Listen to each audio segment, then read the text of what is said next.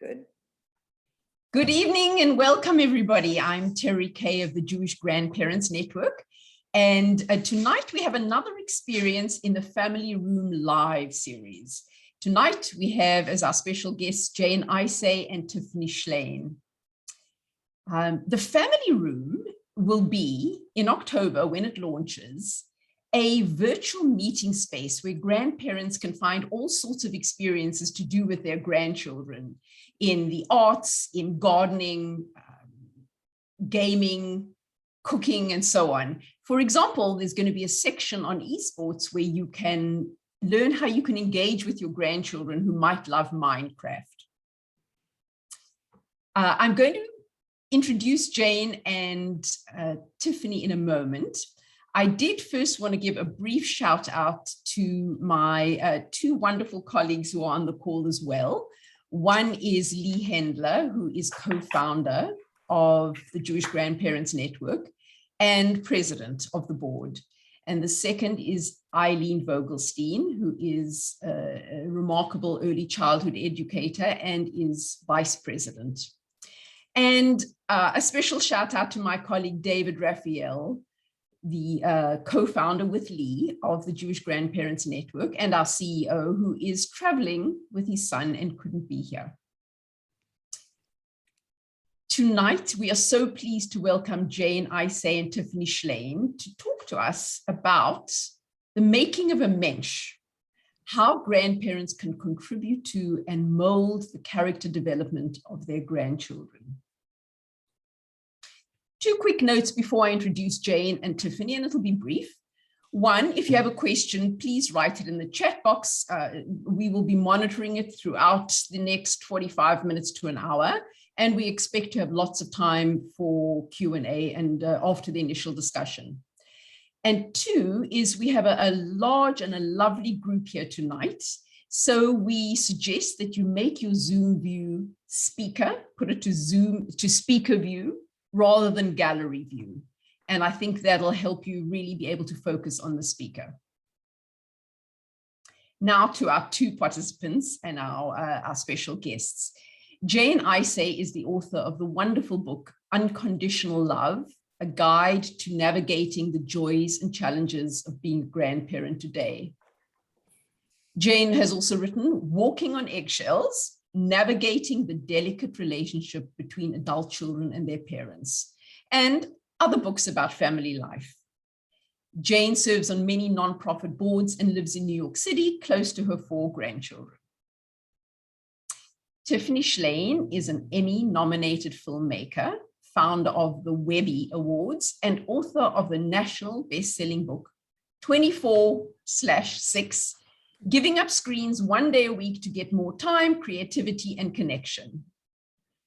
Tiffany is a winner of the Marshall McLuhan Outstanding Book Award and has received over 80 awards and distinctions for her films and work, and was also included on NPR's list of best commencement speeches. What we're going to do is in the chat, we will put links to Tiffany and Jane's books and their websites. Meanwhile, over to you both, Tiffany and Jane. Thank you, Terry. Thank you. Thank you. I've known Tiffany for a few years now, and I just love her. She's so smart. She's so warm. She's so innovative. And it's just a delight to be with you, Tiffany, talking about the making of a Mensch as grandparents. This book, Unconditional Love, came about because the people at Harper and Row wanted a book for grandparents as the baby boomers were becoming grandparents. They asked me to do it. And I traveled I had by that time 4 grandchildren. I traveled all over the country interviewing grandparents, the parents of the grandchildren. That's a key thing here. And the grandchildren, grown grandchildren, about their experience, how they remembered and saw their grandparents. And it's all about love. All about love. What struck me as I traveled around and talked to people and listened to them, what struck me was the role that we as grandparents play in the moral imagination of our grandchildren. Now, what is the moral imagination? It's what Tiffany so clearly calls a mensch. You have empathy. You listen to people. You have a sense of perspective, and you're decent, and you're generous, and you're kind. That's the heritage that many of us wish to pass on to our grandchildren. And I believe and argue in this book that we can do that without having to take them to the ballet. That just by loving them, just by hearing them, just by listening to them, just by accepting them in a way their parents can't, because their parents have to worry about their table manners. The grandchildren are seen and understood in a way that is a miracle grow for character.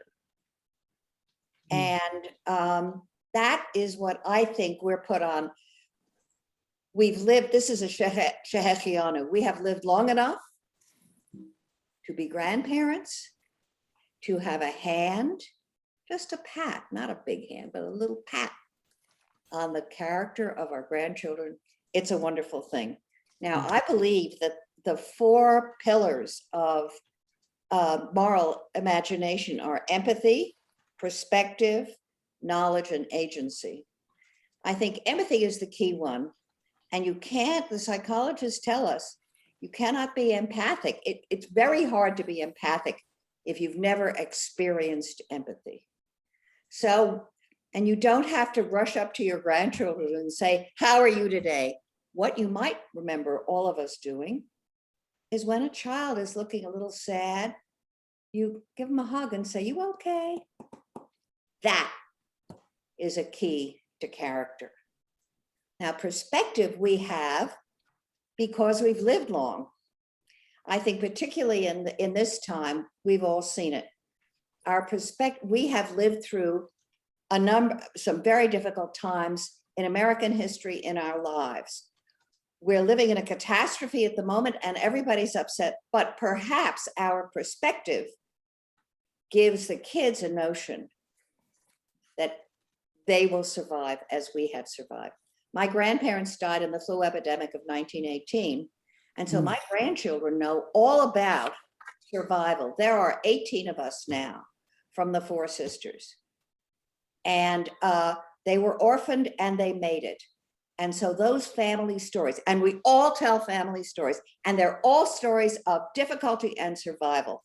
That's how we help them. Our knowledge. We know more, we've forgotten more than they know at the moment, and we know even more than their parents do, imagine. So we can tell stories, we can help them, we can talk about things with them, we can have those conversations that enrich their souls. And the fourth pillar is agency. What do I mean by that? I mean that we believe in them. We may, if she wants to be an artist, we're not going to say, how do I have the money to send them to college and then they're going to be on the street? We can say, let's see your paintings. A story from one of the women, one of the grandchildren I interviewed. She was in New York. She was a graduate of an acting school and she wanted to be an actress. And she told the story. Her grandpa was a redneck. He had a pickup truck. They spent their summers with grandma and grandpa on a farm in the South. And he would attach a tarp to the back of the pickup truck. The grandchildren would all sit on the tarp and he would drive so that each of them so that they all fell off. I mean, he would be in jail now. And she wanted to be an actress so much. And one day, she told the story, one day she came running out of the house. Her mother and her father said, you can't do this, you can't do this. And she was crying. And he said, what's the matter, darling? And she said, I want to be an actress and they don't think I can do it. Now, Grandpa had lit a fire every night. He was sitting by the fire, it was dark. And he looked up, he pointed up to the stars. And she said, what you doing? What are you doing, Pop-Up? And he said, I see your name written in the story. Mm. That's what we can do. And that's what we do every day. And we are the miracle grow. Our love is the miracle grow of our grandchildren's character. Oh, that was so beautiful. The miracle grow is such a great metaphor. And well, first, I just want to say thank you for the Jewish Grandparents Network. What a great gathering. What a great concept. And to make a friend like Jane, an intergenerational friend at this point in both of our lives, I think has been such a delight for us. Yes. Really a gift. And I had the pleasure of her doing an edit of my book. So I got to see how her beautiful mind works. And everything she says to me, I remember and just quote to other people. So I share Jane's wisdom far and wide. So Miracle Grow is a new one. And I'm so glad you mentioned Miracle Grow, because not only is it the Jewish New Year, but it's Shemitah, which not enough people know about, but it's all about how you need to let the land, the soil rest every 7 years. And in Israel, they don't farm. And I'm a believer that we are the farmers and the gardeners of our souls. And the first thing I'm going to share with you has been something that I feel like has let my kids' brains rest. And I hope they bring it on to their grandchildren, which is that we turn off all screens for Shabbat. We are Jewish. We are not religious. I thought people that did full days of rest were only Orthodox Jews.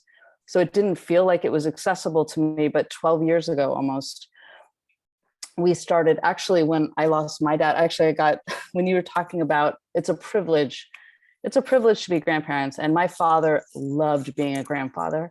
And he used to say, he was very close with my older daughter, but my younger one, he never got to meet. And it's a privilege. I feel very fortunate that all the women and older men in my life have looked forward to getting older. Like my mother-in-law, Bubby's on, my mother and my dad thought life got better when I got longer. So I think it's a gift to live long, to have grandchildren.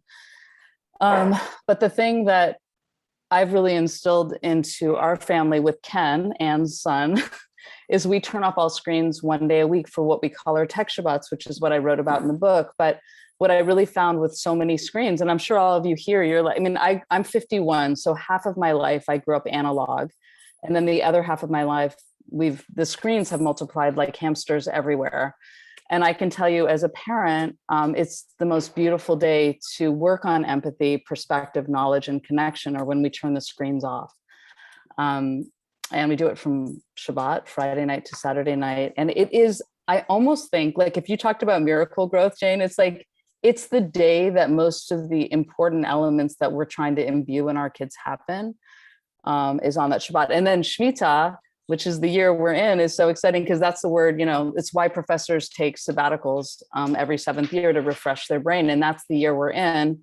And being in California right now, where my state is on fire, literally, I can tell you we need to rest the land and we need to rest our brains in order to have space to have internal thinking, to maybe even be bored, to connect in a different way. So 1 day a week, we do all these things in my house. We live very analog and it's awesome. So that's my first thing I want to impart. And I kind of, in my book, 24/6, I talk about how we brought it into our lives and how much it's brought.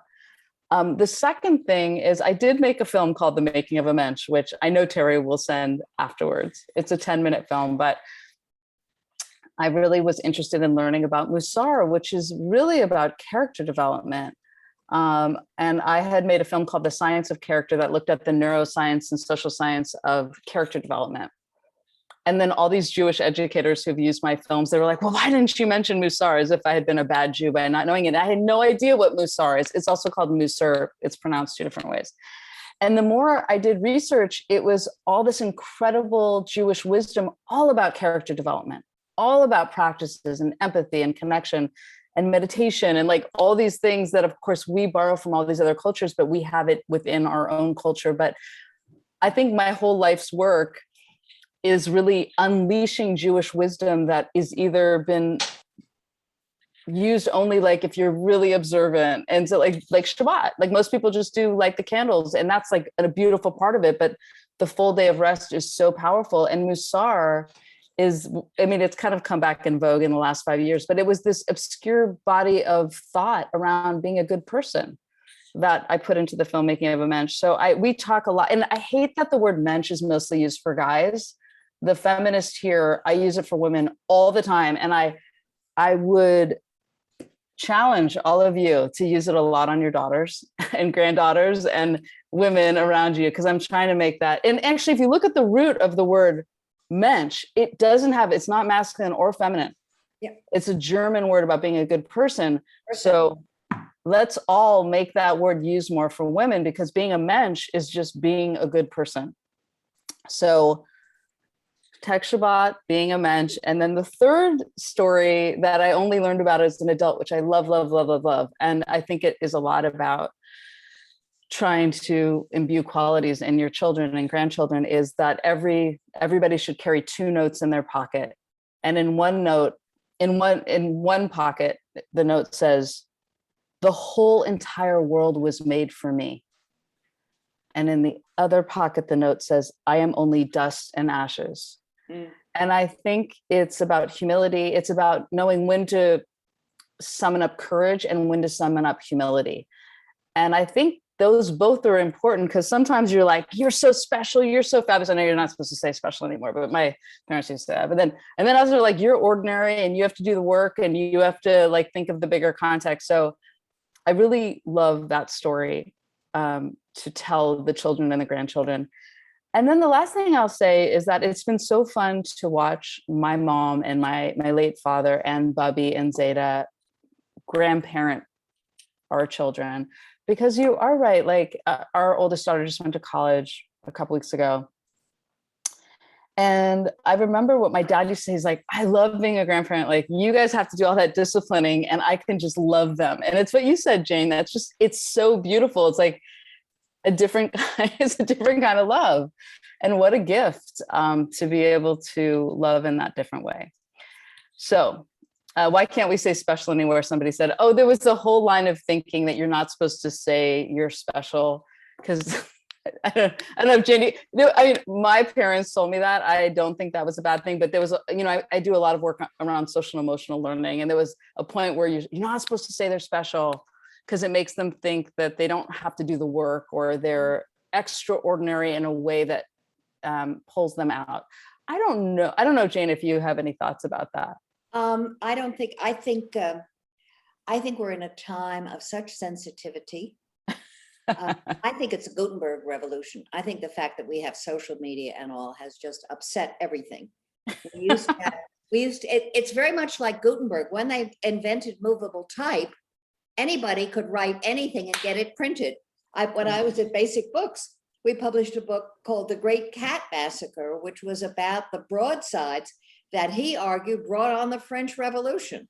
We got the Reformation because of type. Yeah. Now we have 1,000 different ways of communicating. Everybody has too much input, and everybody's very sensitive. So you can't say special. You can't say.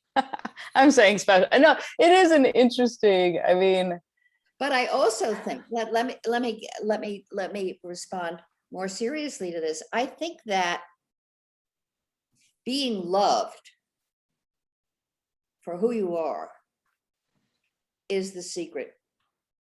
Whatever you're called, I think a lot of kids I think there's a whole world of giving them prizes just because they showed up. Right, that's what it's for, yeah. Created some problems. But I think grandparents, we are the anchor. We're the moral anchor. We think every grandchild is special. When I have dinner now with my 17-year-old grandson, who's quite tall, and of course I think he's the most handsomest thing on the planet, I have a split screen with when I first held him as a baby. And that kind of love that we feel for our grandchildren, not necessarily the same kind of love we feel for, I just want to say we have permission for having a favorite, even if we don't tell them. We have we have permission to think that one of them really needs some training when it comes to table manners. That's all right. But we love them for who they are. And this is really it. We don't have to give them prizes, and we don't have to discipline them. One other thing I just want to say quickly is that the key to the door to the playroom is the grown children. And one of our jobs, in order to be grandparents, comfortable grandparents, we have to have figured out a way to get along with our grown children, which is in many ways harder than it is to get along with the grandchildren. Grandchildren, we love each other, they love us. The grown children, should we give them advice? No. During COVID, they took me over. It was like taking the keys, saying I couldn't drive. Mom, you have to get a test. Mom, they were right. But it was really, and I said to myself, I think they're doing this because are they doing this because they love me, or are they doing this because it's fun to take over? And I finally decided they didn't want to bury me on Zoom. So they were going to try to keep me alive. So many things you said, but one of them was that about social media, which I think a lot about. I mean, I'm on Instagram, I'm on Twitter. When I make a movie, I do a newsletter, I put all of that. I love all the tools to get ideas out there. But there's always a point when I'm on social media, or I see my kids on it, or just when it feels good, doesn't feel good. And what I think that social media is at its core stems back to something that Jane said, is that everybody just wants to be wanted, seen, and loved. That's it. That's it. And social media gives this weird facsimile of that. It's like you get this echo of that feeling, but you never get the feeling. So I think as parents and grandparents, and the more we can give that authentically, hopefully they won't be seeking it as much in these kind of Xerox versions of being wanted, seen, and loved. I mean, it's almost like funhouse mirrors of those emotions, because and the algorithms of the tech companies are manipulating all those things so much, so you're not even getting an accurate summation of it. So it's an interesting thing to think about how much of all of that is out of this core desire that we all have, and it has all of these different manifestations all throughout the years, but it's just because we want to be told that we're special. Yeah, I love you, I believe in you, you can tell me anything, and I think a great future. Yeah, and I think I mean, you were saying I want I want to tell everyone something you told me, but maybe I'll save it at the end, that I always think about when I can't remember something. Can I just share that with them before we get back to the okay? Jane told me this great thing. Okay, let me go to gallery view. Okay, how many of you on a daily or weekly basis forget a word or something? Okay, let's all raise our hands. Okay, we're all human. So Jane told me this great thing. She's like, whenever you forget a word, I want you to think of your brain as this incredible forest that is overgrown with wisdom and knowledge. And whenever you can't remember a word, just imagine a little white mouse has to trudge through this incredibly gorgeous, intricate forest to find the information, because it's so overgrown and so wise. And I'll tell you that metaphor, when I can't think of something, I'm like, oh, I'm sending the mouse out, I'll be right back. It makes it much more fun to think about. So I'm just leaving you with that a little more so. But Jane, before the Zoom officially started, you were talking about Moses, which is the appropriate time of year to talk about Moses. Do you want to share that great insight that you had? I thought that was beautiful. I'd love to. I run a webinar for grandparents through a GAT meeting center in Western Pennsylvania, in Western Massachusetts, called the Rowe Center.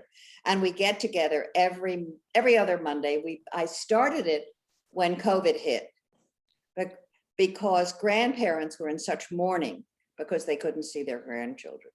Now, 18 months later, we're still getting together every other week. And it's a group of what I call kick-ass grandmas.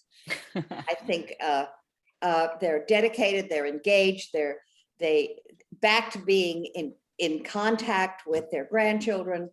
A couple of them have teenage grandchildren who couldn't get along with their parents. They've moved in with grandma.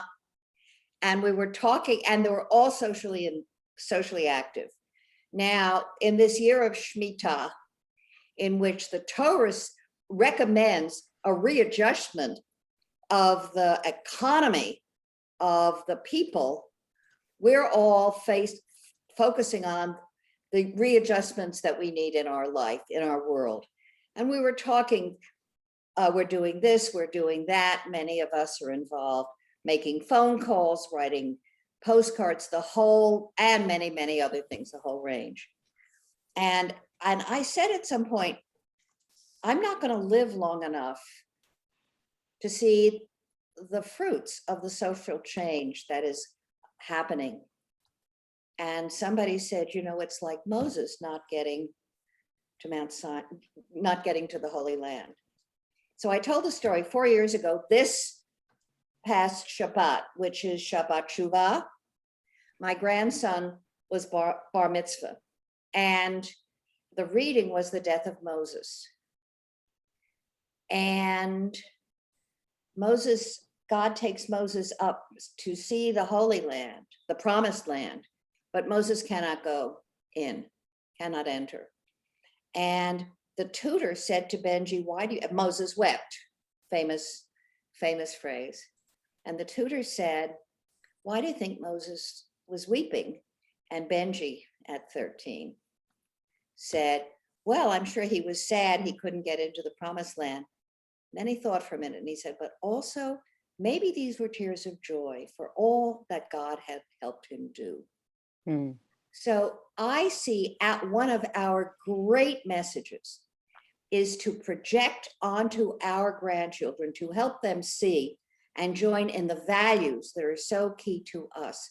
We will not live to see that promised land because our time is limited, but that is no reason for us to desist from working to create a world and a future for our grandchildren and for their children.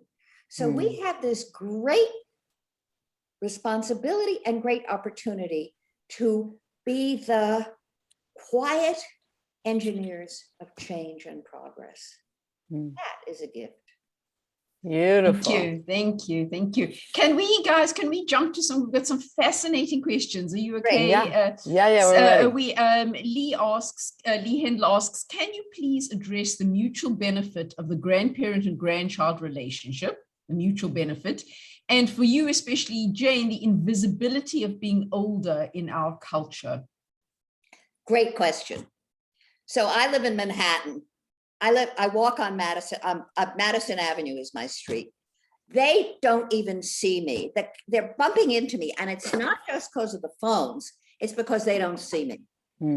When I walk into the house of one of them with grandchildren, they run and hug me. Grandma, they say, and even when they're teenagers, hi, Grandma, they say. I exist in their lives, in their faces. It is the antidote to invisibility. Plus the fact that who cares if they see us or not, just so long as they don't trip us, because we are creating the future, not the ones who don't see us. Yeah, I actually wanted to speak to my own grandparents, who I remember so well. And my grandfather escaped from Odessa, and he was the only one in the back of a hay truck when he was 15, and he had a big family. And he came to America and, sent all these letters and money. And then he found out that they all died in the Holocaust. And that story made such a profound impression on me. His story of struggle.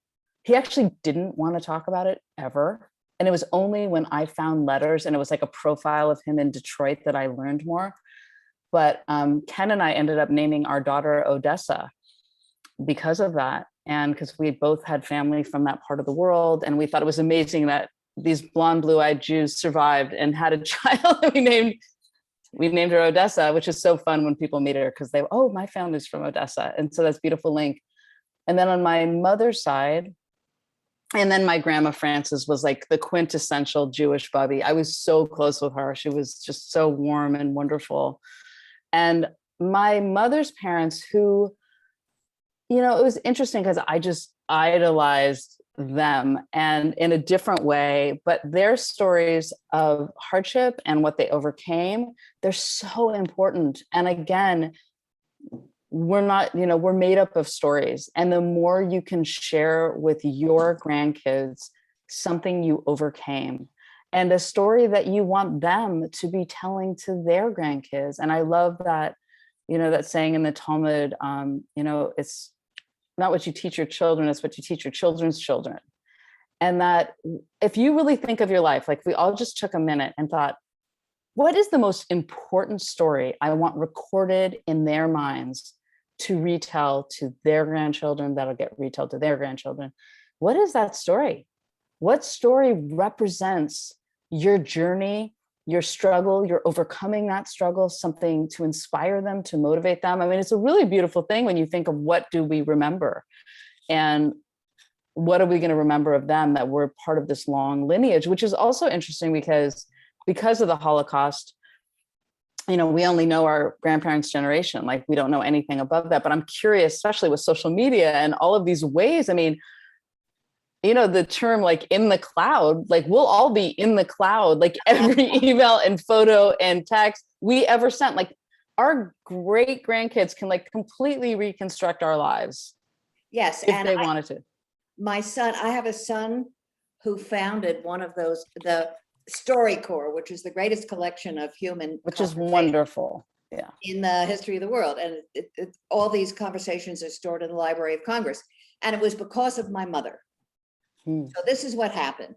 We lived in New Haven. My parents lived in New York, and my mother had raised her sisters because of the flu epidemic. So the aunts were the family, and they would come up to New Haven. David had a tape recorder when he was 9, and he taped conversations with my mother, who was a force of nature, and the aunts. When we moved to New York, we lost the tapes. Oh. And every couple of months he'd say, "Maude, you know those tapes?" Fast forward to 20 years ago, this week.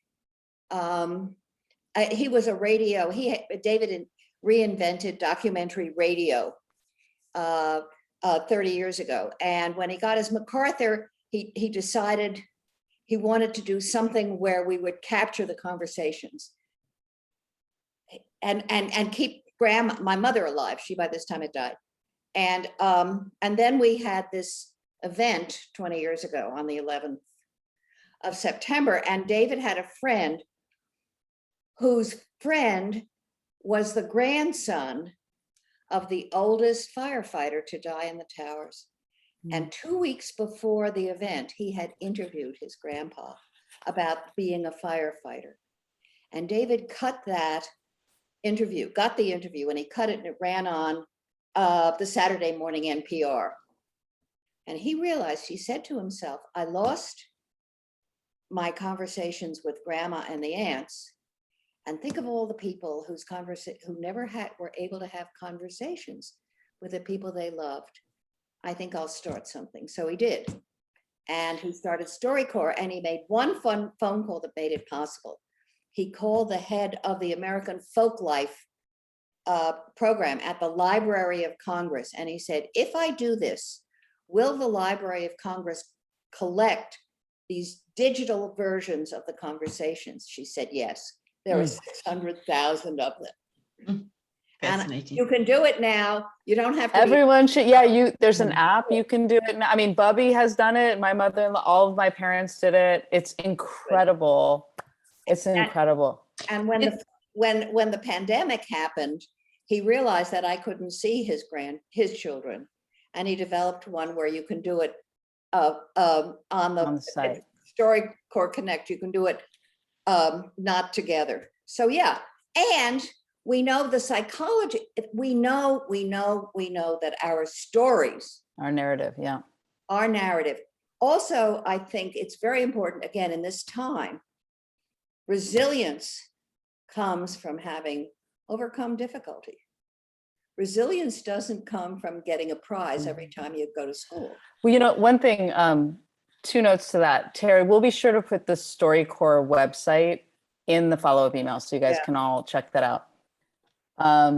But I mean, even during the pandemic, a lot of parents now, not grandparents, are like, oh, I feel so bad for the kids.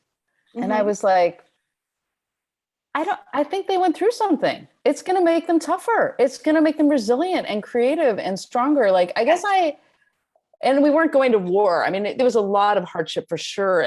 But I feel like every generation has something that defines them, and figuring out how to be resilient and flexible and adaptable. I mean, our situation has changed like 12 times in the last 18 months, and you have to constantly be adaptable with new information. I think that's what that's taught the kids. The other thing I see in a chat is somebody saying, we're talking about limiting technology, but of course it helped. And of course, I mean, what would the pandemic have been like without technology? It's incredible. I mean, the first several months of the pandemic, Bubby, and we were gathering the whole family and lighting candles together on Zoom, and it's so incredible. And I love technology. I founded the Webby Awards. I love the power of it. I just don't love it 24/7. Yeah. And I don't think it's good for anybody's brains, whether you live alone, whether you live with a couple or a family, to be on screens all the time. There's tons of research I make a lot of films on neuroscience. There's so much research that your brain was not designed to be on all the time. It's being over-farmed, just like the earth. And you must give your brain time a whole day, I think, based on our ancestors saying, it's the fourth commandment. And I always trip out on that. Again, I look at the 10 commandments from an intellectual perspective, not religious, but I look at it as these are the 10 ways to live a good life. And wow, taking a full day of rest is number 4. It is above honor thy mother, thy father. It is above do not commit murder, is take a complete day of rest. And you know who does that? Hardly anyone, unless you're an Orthodox Jew. So I really think, wow, here's this brilliant, elegant idea of a full day of rest. And I want to bring it back. We've never needed it more. So I love technology. I just don't love it all the time. And I know that my favorite memories as a family always happen on Tech Shabbat. When we're not recording it, we're not photographing it, we're not documenting it, we're not being interrupted by text from other people. We're just together. And I think that Simone Weil said that attention is the highest form of generosity. And I actually think when I think of the grandparents in my life, they give attention to the kids. I mean, Ken and I are 2 working parents. We're juggling working and making dinner and grocery shopping and paying the bills. And we've got a million things that everybody remembers when you were a parent. You're trying to do everything. And Tech Shabbat's the one day where I feel totally present, but grandparents get to be present almost all the time, which is a gift. It's the highest form of generosity, is to give attention to your grandkids. So we thank you so much, Tiffany. We have a ton of questions, and we have about 10 or 15 minutes left, and I want to try to get to as many questions as we can. Joanne Klein, also known as Nana, asks, do you believe that grandparents have the strongest influence on their grandchildren's religious belief and practice? I don't know, because I'm a Reformed Jew, and I think my goal is to have an effect on their character. And I can't answer that. Sorry. Okay. I think it's interesting. The fact that my grandfather, he really shunned religion, because I think he associated religion, as many people of his generation, as being the reason that that his family died. Yeah. So for him, I did not grow up with Shabbat. They were American before they were Jewish. And I think that was the case. And how did that influence me?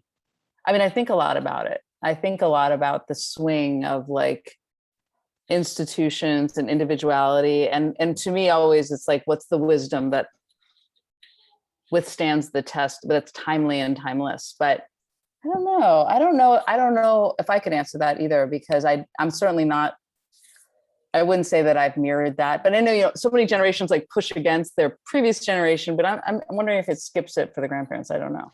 All right. Well, then back to your story about, Tech Shabbat and so on. Erwin asks, one of my daughters does not allow her 3 0.6-year-old child to see any screens, and her husband is a professional techie. Is this going too far?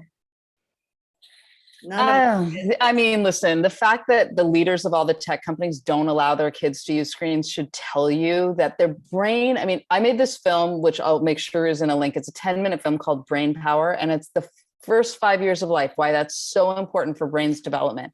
It's the most malleable period of the brain's development. And if anything they do, it's strengthening that part of their brain, and anything they don't do, it's weakening. And that's the same for all of us.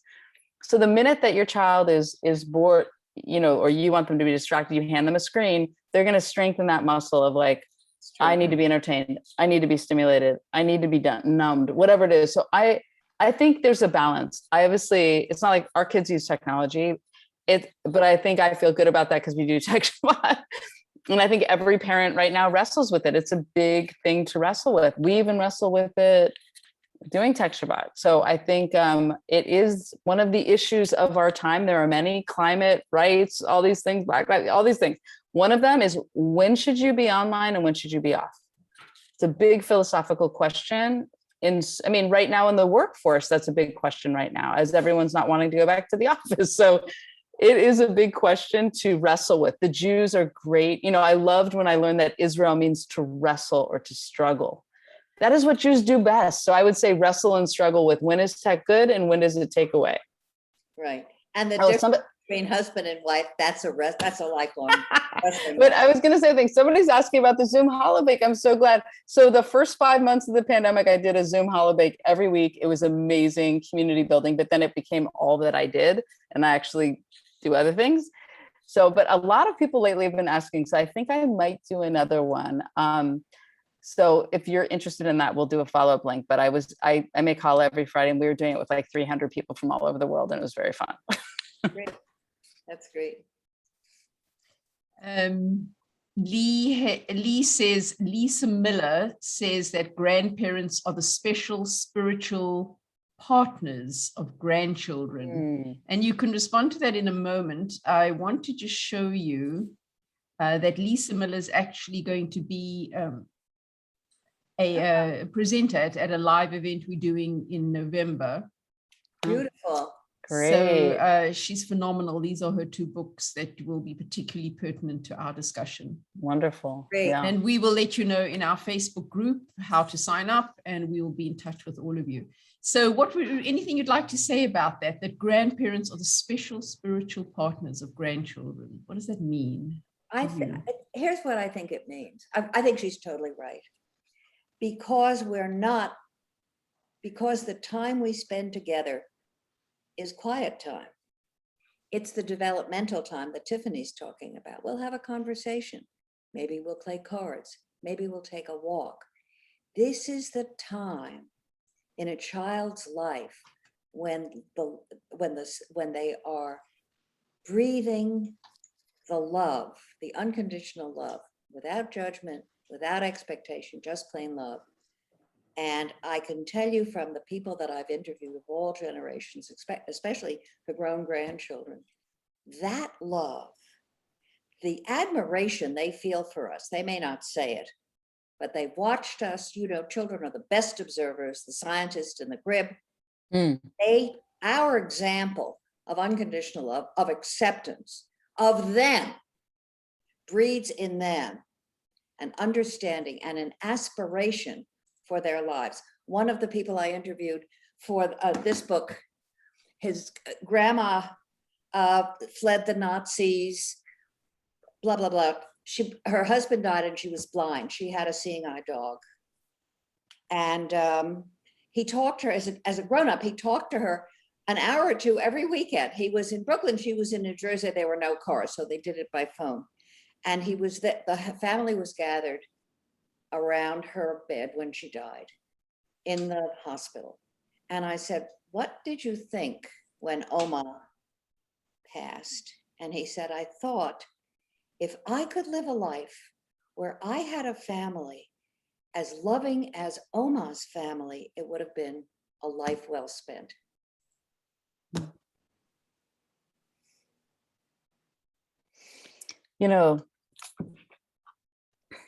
Let's super beautiful. And I actually, I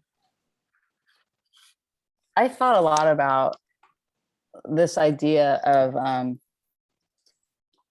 I want to read, I want to read the last paragraph of my whole book because it speaks directly to that.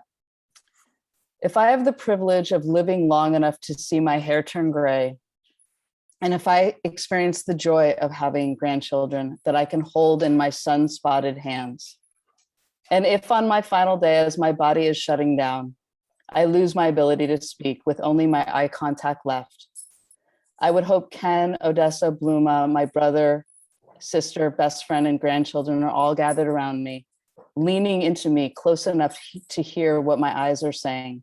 And here's what they would try to convey: more presence, more appreciating, more compassion, more laughing, more dancing, more making, more kneading dough, more mistakes, more I'm sorry, more I forgive you, more contact, more hugs, more daydreaming, more silence, more eating together at the table, more joy, more authentic connecting, more looking up, more love.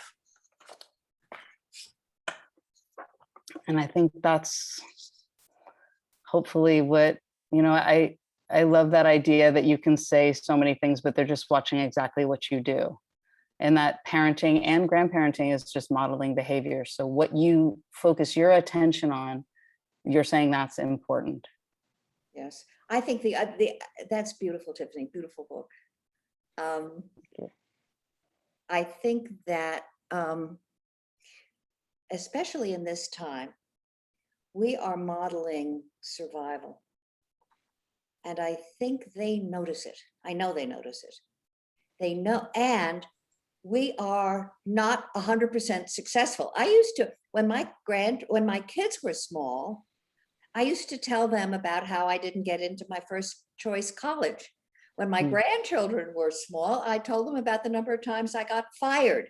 In the book business, being hired one more time than being fired is the beginning of a great career, or which is my story. But everybody wants these children to succeed. We're here to say, nah, we've been through some hard times too. And we're here, and you'll be here. At Passover, I asked the children after the meal, I said to them, either I don't know whether we've been in the desert these 400 days or whether we've been still in Egypt, but imagine we've been in the desert instead of 40 years, 400 days. The rabbis say God kept the Israelites in the desert so they could learn new skills. I didn't talk about killing off a generation. We're living in that. What have you learned? And my 13-year-old granddaughter said, who suffered the loss of her classmates. She said, I've learned my family is more important than my friends. And the 16-year-old said, I've learned I can get through hard times. We're modeling this because we have been through hard times. We're modeling love, even if you don't get into Harvard. Now, Odessa got into Yale, but not everybody's child is going to do that. And all of the ups and downs, children see us and adults as models, as people who they can never come up to that level. And we're here to say, I love you whatever level. And I didn't meet all of my expectations either.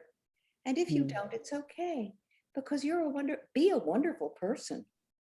That's what we will love. And that's the making of a Mensch. I don't know how to go after that.